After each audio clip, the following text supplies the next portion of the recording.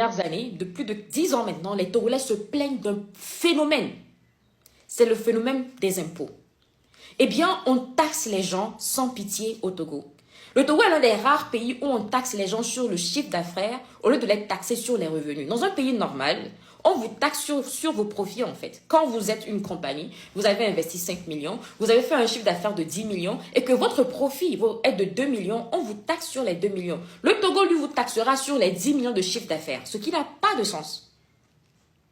Alors, on poursuit les petites entreprises, on poursuit les individus, même la femme qui est en train de vendre les beignets au bord de la route, on lui colle des impôts. Toutes les bonnes femmes au bon marché qui essayent de survivre, on leur colle des impôts. On colle des impôts aux entreprises, ce qui fait que la plupart des entreprises n'arrivent pas à faire long feu et sont fermées. Surtout si vous êtes quelqu'un qui n'est pas connu du régime ou bien vous critiquez le régime, vous êtes un entrepreneur, on sabote complètement votre entreprise, on vous colle des impôts, on vous parle d'ajustement fiscal, on vous invente des impôts que vous ne pouvez même pas vous défendre.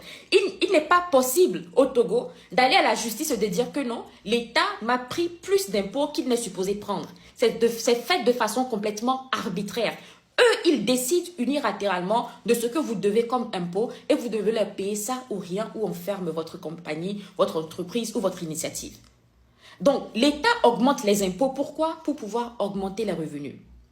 Et l'augmentation de ces impôts, l'augmentation de ces revenus ne vont pas directement dans les services publics, vont tout simplement dans les caisses de leurs créanciers parce qu'ils doivent.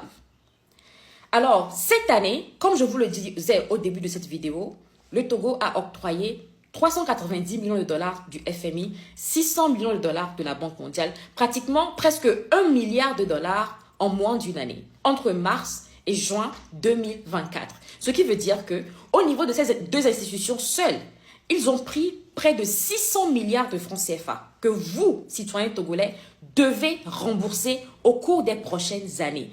Pour le prêt du FMI, ils ont 42 mois pour le rembourser. 42 mois, ce qui veut dire moins de 4 ans. Cela sous-entend que tout ce dont vous vous plaignez aujourd'hui va s'empirer demain et dans les années à venir.